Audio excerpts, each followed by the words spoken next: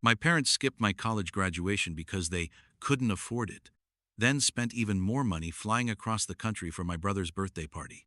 A year later, he was standing in the audience at a national awards ceremony, staring at me on stage like he'd just seen a ghost. When I walked off with the trophy in my hand, he grabbed my arm and whispered, "How did you even pull that off?" You know that sick, heavy feeling when the people who are supposed to be your biggest supporters prove, in front of everyone, that you don't really matter to them. That was my reality. My parents didn't just miss a ceremony. They lied to my face, told me they were broke, and then turned around and spent thousands celebrating my younger brother turning 21. That moment didn't just hurt. It changed the entire way I saw myself, my family, and my future. Hey, my name is Damien. About a year after that disaster of a graduation, I won the National Young Innovator Award for an algorithm I created. On the outside, it looked like a clean, shiny success story. But behind that moment was years of being overlooked, dismissed, and used as the responsible one, while my brother got the spotlight. This is the story of how their betrayal pushed me to cut contact, rebuild myself from the ground up, and eventually stand on a stage where they had no part in getting me. But before everything blew up, I honestly thought I had a pretty normal life. I grew up in a quiet middle-class neighborhood just outside Boston. If you drove past our house, you'd probably think we were the textbook American family. My dad, Harold, was an engineer. He left early in the morning with his travel mug of coffee and came home around 6, tired but steady, always talking about projects and deadlines. My mom, Margaret, taught 5th grade at a nearby elementary school. She would come home with funny stories about her students mispronouncing words or giving wild answers on tests, and we'd laugh about them around the dinner table. We lived in a comfortable 4-bedroom house with a big backyard, the type of yard where kids could run around until sunset. Our golden retriever, Rusty, would sprint to the door every time someone came home, tail wagging so hard his whole body shook. From the outside, it looked perfect. 2 hard-working parents, 2 healthy sons, a stable home, neighbors who waved when they saw us, barbecues in the summer, Christmas lights in December. The kind of life people post online as proof that everything is fine. For a long time, even I believed it. But there was something off, something I noticed before I even had the words to explain it. My younger brother, Tyler, is 3 years younger than me. Technically, we grew up in the same house, under the same roof, with the same parents. But it felt like we were living in 2 completely different versions of that house. In my version, achievement was the baseline. If I brought home a test with a 98, my dad would frown and ask, "What happened to the other 2%?" If I slipped even a little, there were questions, lectures, expectations. In Tyler's version, an 85 on the same test was a reason to celebrate. He'd get high fives, big smiles, maybe even a trip out for ice cream. It was like that with everything. My piano recitals were events my parents attended out of obligation. They'd sit there, clap politely, then critique my posture or mention that I rushed a section. When Tyler started playing baseball, they turned into different people. They never missed a game. They shouted his name from the bleachers. Even when he struck out 3 times in a row, they told him how proud they were and bought him expensive new gear. The older we got, the more obvious it became that in their eyes, I was the one who would be fine no matter what, and he was the one who needed constant encouragement. They thought that was a compliment. To me, it felt like I'd been pushed into the role of the invisible backbone of the family, while Tyler got to be the star. By the time I got to high school, I had fully accepted my unofficial job in the family. Be excellent, don't complain, and don't expect much. So, I did exactly that. I threw myself into school like it was my only way out. I kept a perfect 4.0 GPA. I ran for student body president and won. I volunteered around 20 hours a week at the local science museum, giving tours to kids and helping with weekend workshops. My transcript looked like something a guidance counselor would frame. Honors classes, leadership roles, awards. I joined every club that might push me further, or, at least in the back of my mind, finally make my parents look at me the way they looked at Tyler when he hit a ball or scored a point. I told myself that if I just did a little more, went a little harder, they'd have to notice.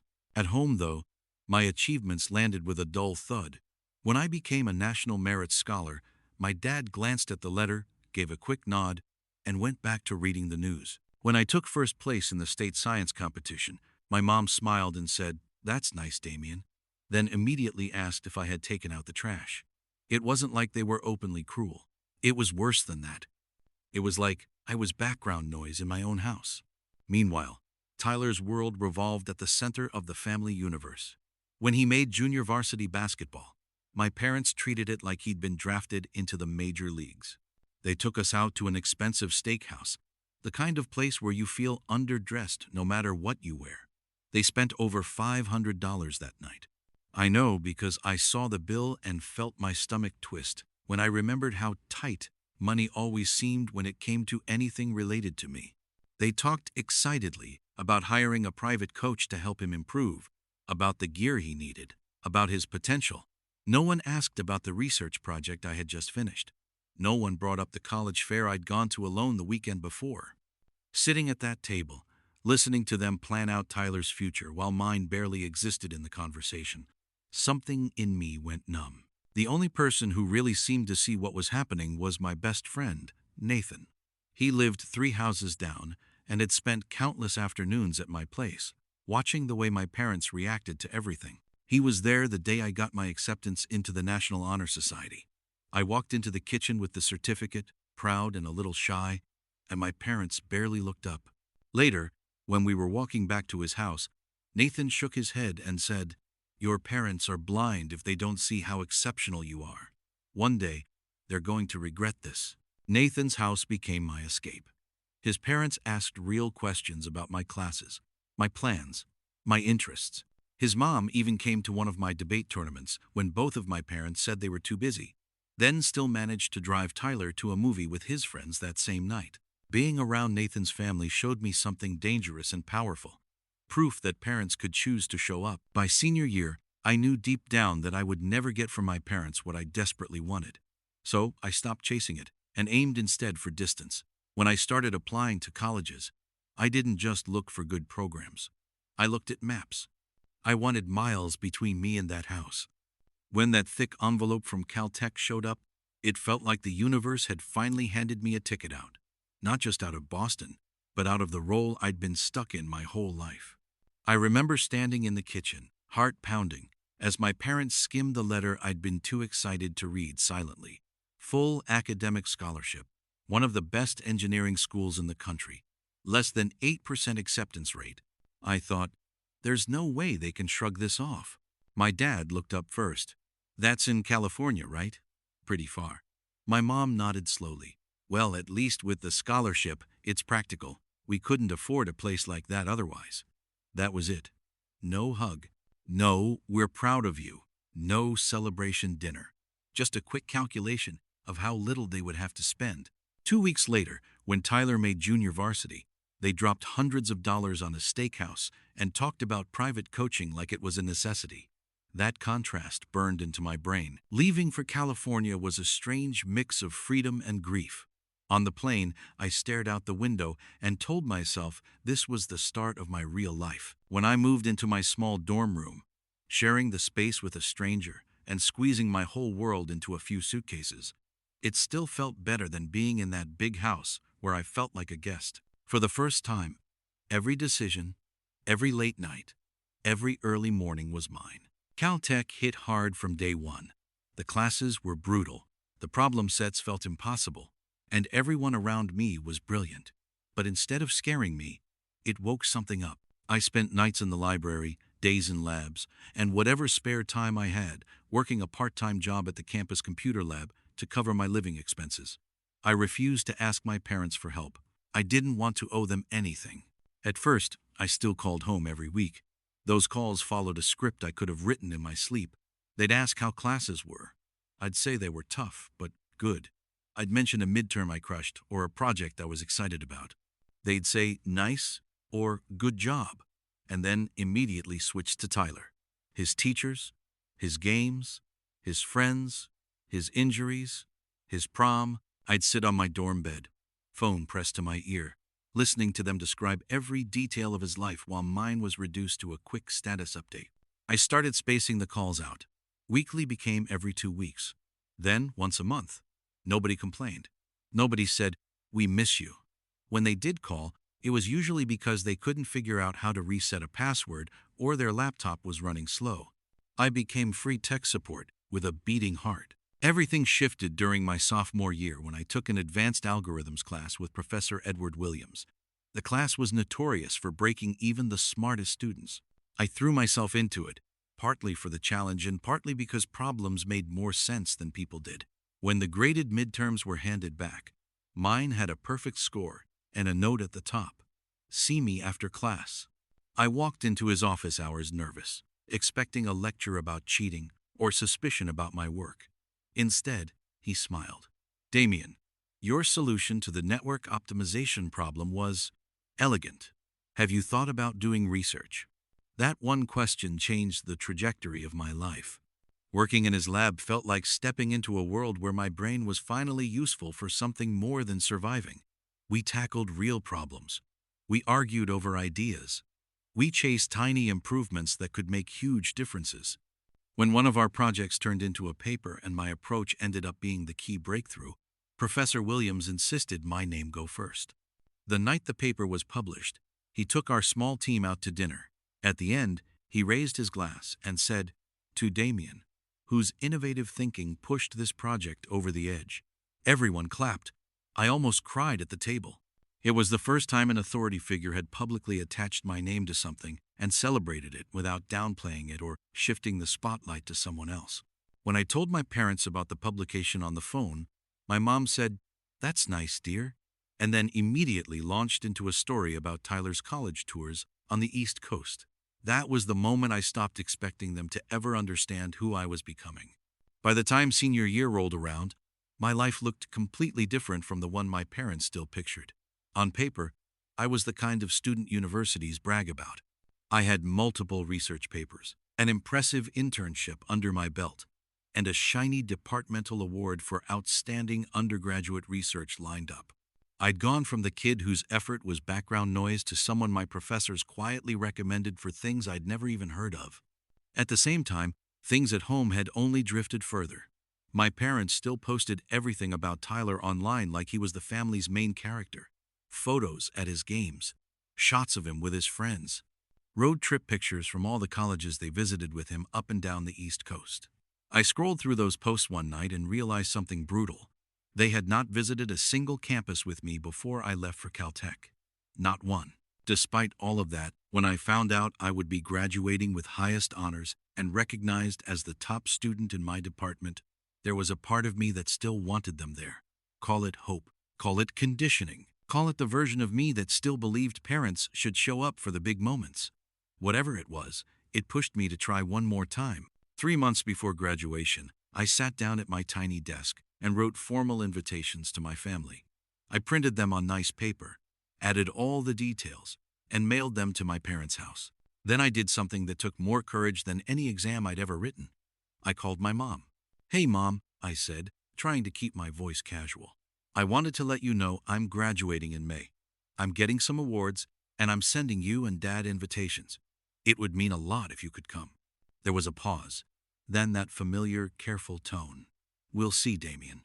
You know that's quite a trip, and May is always so busy, but we're very proud of you." I told myself not to read into it. Flights are expensive. They have jobs. Life is complicated. I tried to be understanding, like I'd always been trained to be. Weeks went by. I focused on finishing projects, going to lab, and juggling job offers. Every now and then, though, I'd check my email or my phone, waiting for a message confirming they'd booked tickets. Nothing came. With graduation getting closer, the university needed final numbers for seating and guest passes. I couldn't dodge the question anymore, so I called again. "Hey, Mom," I started. "I need to know if you and Dad are coming so I can arrange tickets." Her voice shifted into that overly sweet, apologetic mode that always meant bad news was coming wrapped in fake comfort. "Oh, Damien, I'm so sorry, but we won't be able to make it. It's just not financially realistic right now with the economy and your father's company cutting bonuses. We've run the numbers, and it just doesn't make sense to spend that much on plane tickets and hotels. You understand, don't you?" You've always been our practical one. There it was again. Practical. Independent. The label they loved to use whenever they were about to disappoint me and wanted me to manage my own hurt for their comfort. I felt my chest tighten, but my voice came out steady. Yeah, I get it. After we hung up, I tried to swallow the disappointment the way I always had. I told myself it was just money. I told myself it wasn't personal. I told myself I was an adult now and adults didn't need their parents at ceremonies. For a day or two, I almost believed it. Then, 2 days later, I was lying on my bed between classes, mindlessly scrolling through Instagram, when I saw a picture that made my heart stop. It was my cousin Rachel's account. In the photo, my parents and Tyler were standing at JFK Airport, all smiles, luggage piled around them. The caption read, "Off to NYC for the weekend. Tyler's 21st is going to be epic." I checked the timestamp.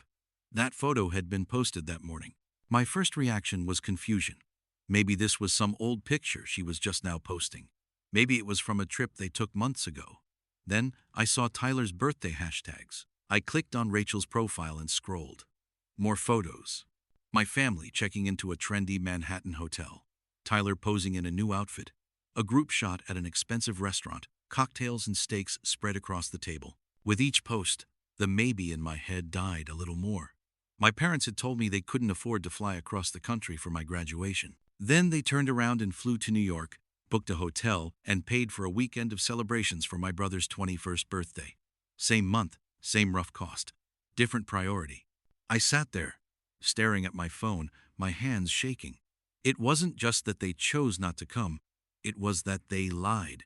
They didn't say, "We don't want to." They said, "We can't." Seeing those photos, realizing the truth, felt like being punched in the stomach over and over. In that moment, any last illusion I'd held on to about how much I mattered to them shattered. Graduation day showed up with one of those painfully perfect California skies. The kind where the sun is warm, the air is clear, and everything looks like it belongs in a brochure. Campus was buzzing. Parents carrying flower bouquets and balloons.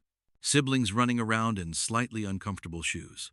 People shouting names, waving signs, snapping photos, like their lives depended on documenting every second. I put on my cap and gown alone in my small off-campus apartment. The honors stole and medals that I'd worked years for felt strangely heavy, like they came with a weight I didn't know how to name. As I walked toward the ceremony, I kept telling myself I was fine, that I was an adult, that it was just a formality.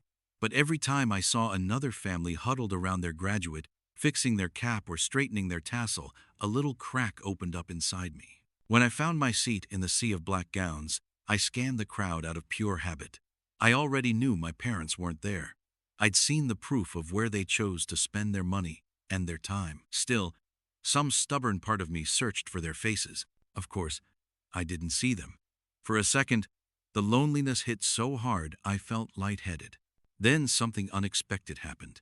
As my eyes moved across the crowd one more time, they landed on someone standing and waving both arms in the air like a maniac. Nathan. He'd flown in from Texas without telling me. Next to him was Professor Williams, clapping as soon as he saw me looking their way. The force of that simple sight almost knocked the air out of me. When my name was finally called, they didn't just say it. They read out my Latin honors and the departmental award. It was this long string of achievements that would have made my parents explode with pride if they'd ever cared to listen. I walked across that stage, every step echoing louder in my chest than the applause. Somewhere in the back, I heard Nathan shout and Professor Williams cheer. In a stadium full of families, two people who didn't share my last name made sure I wasn't walking alone. After the ceremony, while other graduates disappeared into cars full of relatives and dinner reservations, I went back to my apartment with Nathan and Professor Williams, trying to hold on to the part of the day that still felt like a win. Back at my apartment, Nathan and Professor Williams refused to let the day feel small just because my family wasn't there. They'd brought a small cake, a bottle of cheap champagne, and a card they'd both signed. We ate, laughed, and took a few pictures in my cluttered living room. At one point, Professor Williams raised his glass and said, "To Damien, to talent, persistence, and building a future on your own terms." Hearing those words in that tiny space felt more real than any speech a parent could have given. After they left, the silence in the apartment settled around me like a thick blanket. The sun had started to set, and the noise from campus drifted in through the window. I took off my cap and gown and laid them carefully on the back of a chair. For a few minutes, I just stood there staring at them. Then I picked up my phone. If I'm honest, I didn't call my parents to check in. I called because I wanted them to feel, even for a second, the gap between what they had chosen and what they had missed. My dad answered on the second ring. "Hey, Damien," he said, sounding casual. In the background, I could hear music, laughter, clinking glasses. "How was the ceremony?" Something in me snapped. Not loudly, not dramatically. More like a final, quiet break in a piece of glass that had been cracked for years. "It was fine," I said. "I graduated with highest honors. Got my departmental award. Nathan and Professor Williams were there." I paused. "You weren't." There was a brief silence, then a defensive exhale. "Now wait a minute. We talked about this. You know we couldn't afford that trip right now." I felt my jaw tighten. "You're in New York," I said. "At Tyler's birthday weekend. I've seen the pictures. Flights, hotel, restaurants. You told me you couldn't afford to come to my graduation, but you could afford this." More silence. Then my mom's voice joined the call, sharp and tight. "Damien, this is not the time to start a fight. Tyler really needed this after the semester he's had. Your graduation is just a ceremony. You, of all people, should understand priorities." "I do understand priorities," I said, my voice finally going cold. "I understand that I have never been one of yours. That ends today." Before either of them could answer, I hung up, blocked their numbers, and sat on the floor of my dark apartment, letting the final version of my old family story die. In the weeks after that phone call, going no-chi contact didn't feel powerful or freeing. It felt like standing in the wreckage of a building I'd spent my whole life trying to fix. I had blocked their numbers, removed them from social media, and told myself I was done. But my body didn't get the memo right away. Every time my phone buzzed, I half expected some unknown number to be them. Every quiet evening made the old instinct flare up to check in and prove I wasn't the ungrateful child they painted me as. The first thing I did was let myself actually grieve. Not just the graduation day they skipped, but the childhood I wished I'd had. I cried in the shower. I sat on the floor of my apartment with old photos and let myself admit things I'd always minimized. It hadn't just been a little favoritism. It had been a pattern that shaped everything about how I saw myself. For once, I stopped trying to justify it. I just called it what it was: deeply unfair. I also leaned hard on the people who had proven they were in my corner. Nathan and I talked more than ever. He didn't try to push me to reconcile. He just listened, reminded me of specific moments where my parents had dismissed me, and kept saying, "You're not crazy. This really happened." Those words were more healing than any fake apology I could have gotten. Therapy became another lifeline. Sitting across from someone whose only job was to help me see things clearly felt strange at first. But slowly, we untangled the messages I'd grown up with. The idea that I always had to be understanding, that my needs were extra, that other people's comfort mattered more than my pain. Piece by piece, I started to replace those beliefs with something healthier. Around the same time, I officially accepted a software engineering job at a startup in San Francisco called Nexus Innovations. It wasn't the flashiest offer, but the work was exciting and meaningful. Moving to a small apartment in Oakland, picking out my own furniture, choosing where every plate and lamp went, felt like rewriting my life on a physical level. There were no family photos on the walls, no reminders of what I'd lost. Just a quiet, simple space that finally felt like it belonged to me. Life at Nexus started fast. The company was working on energy-efficient smart systems, trying to make buildings less wasteful by teaching them to think about how they used power. It was the kind of problem my brain loved. Complex, a little messy, but full of potential. I threw myself into it the same way I had thrown myself into school. Except this time I wasn't doing it for anyone's approval. I was doing it because the work actually mattered to me. Early on, I noticed a bottleneck in one of our core systems. The software that was supposed to adjust energy usage in real time was slow and clunky.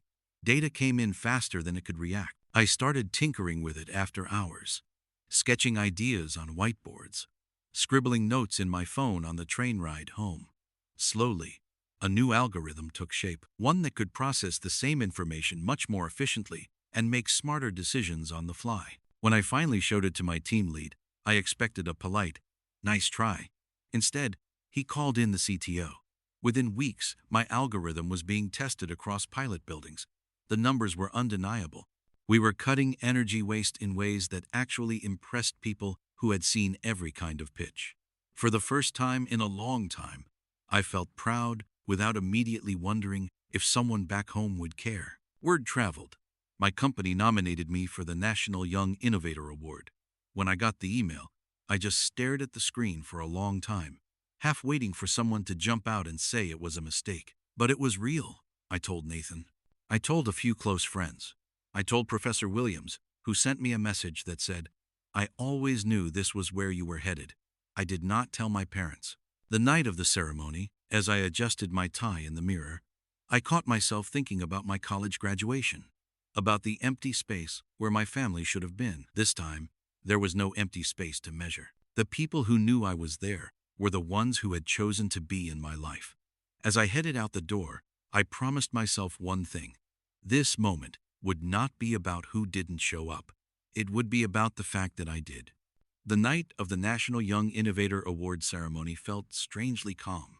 The venue was one of those sleek downtown halls with high ceilings and soft lighting that made everything look more important than it already was. People in suits and dresses clustered in small circles, talking about startups, funding, and patent filings. I checked in, pinned my name tag to my jacket, and tried to focus on breathing instead of on the fact that a younger version of me would have given anything for his parents to see this. When the ceremony started, I took my seat among the other finalists.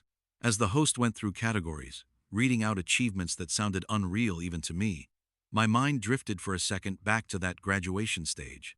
The empty space, the fake apologies, the phone call that ended everything. Then I heard my name. They didn't just read it as part of a list. They told a short version of my story, the algorithm that helped cut energy waste, the research background, the work at Nexus. People clapped. I walked up to the stage, heart thudding, lights hot on my face. When they handed me the trophy, it felt heavier than it looked, like it carried every hour I'd spent grinding in silence. As I posed for the photos and turned toward the audience, I did what I always do. I scanned the room, not for my parents this time, just taking it all in. That's when I saw him. Tyler, he was standing near the back, slightly apart from the people around him, wearing a suit that didn't quite fit his shoulders. His eyes were huge. His mouth literally dropped open when he realized it was me. For a second, we just stared at each other, both frozen in this bizarre, almost cinematic moment. After the ceremony, as people milled around shaking hands and exchanging business cards, he made his way over to me. Up close, he looked older than I remembered, but also somehow smaller. "Damien," he said, almost breathless. "Dude, how did you even pull that off?" A year ago, that question would have sliced me open. I would have heard all the unspoken assumptions behind it, that I wasn't the one worthy of stages or awards, that success belonged to him by default. But standing there with a trophy in my hand and my own life behind me, his disbelief didn't hurt. It just confirmed what I already knew. They had never really seen me at all. I looked at Tyler for a long second before I answered. Part of me wanted to unload everything right there. The missed graduation, the lies about money, the years of being the backup character in my own family. Instead, I just gave him a small, tired smile. "A lot of work," I said, "and a lot of it without you guys." He shifted like he wanted to argue, to rewrite history the way my parents always did. But this wasn't the time, and I wasn't the same person. I excused myself, walked over to my coworkers, and let the conversation move on without him. For the first time in my life, I didn't feel like I had to drag my family along to validate what I'd achieved. The moment was real whether they understood it or not. On the way home that night, riding through the city with the trophy on the seat beside me, I thought about the kid version of myself. The one who stayed up late, studying just to earn a nod at the dinner table. The one who watched his parents scream for his brother at games while he played piano to polite claps. I wished I could go back and tell him, "You're not invisible. You're not overreacting. One day, you'll build a life where the people around you actually show up." If you're watching this and you're the responsible one in your family, the practical kid, the one who's expected to understand when resources magically disappear every time you need something, hear this. You are not asking for too much just because you want basic support. Wanting your parents at your graduation, your recital, your ceremony is not selfish. It's human. And if they can't or won't give you that, you are allowed to step back. You are allowed to go, no contact. You are allowed to pour that hurt into building something that belongs to you instead of begging for scraps of attention from people who keep proving where their priorities really are. So now I want to ask you, have you ever been the overlooked one while someone else got the spotlight? What would you have done in my place? Let me know in the comments. And if stories about turning family pain into personal power resonate with you, consider subscribing. There are a lot more stories where this one came from. Looking back now, the wildest part of this whole story isn't that my parents skipped my graduation. It's how long I convinced myself that their choices were my fault. For years, I told myself I was too sensitive, too demanding, too focused on fairness. I thought if I just achieved more, stayed calm, and didn't rock the boat, things would balance out on their own. They never did. What finally clicked for me was this. Being the independent one in a family can become a trap. People start to believe you don't need support because you've survived without it. They call it confidence in you. But if that confidence is just an excuse to neglect you while pouring everything into someone else, it's not a compliment. It's abandonment dressed up as praise. The real shift happened when I stopped asking, "Why don't they love me the way I need?" and started asking, "Why am I fighting so hard to stay where I'm not valued?" Once that question landed, everything else followed. Therapy, distance, no-T contact, building a life that didn't depend on people who only showed up when it was easy or convenient. If there's anything you take from my story, let it be this. You are allowed to measure love by actions, not excuses. You are allowed to notice patterns. You are allowed to say, "This hurts me," even if the people causing the hurt swear they never meant it that way. You don't fix a lifetime of being sidelined by working harder to impress the same crowd. You fix it by stepping off that stage entirely and finding a new audience, one that actually wants you there. If you grew up being the strong one, the mature one, or the practical one, you probably learned to swallow a lot of disappointment quietly. Maybe your siblings got the trips, the parties, the loud cheering, while your wins were treated like simple expectations. Maybe, like me, you told yourself, "It's fine. I don't really need that." Here's the truth. Needing support is not weakness. Wanting someone to show up for your big moments is not being dramatic. It is completely normal to want your family to stand in the crowd and say, "That's my kid."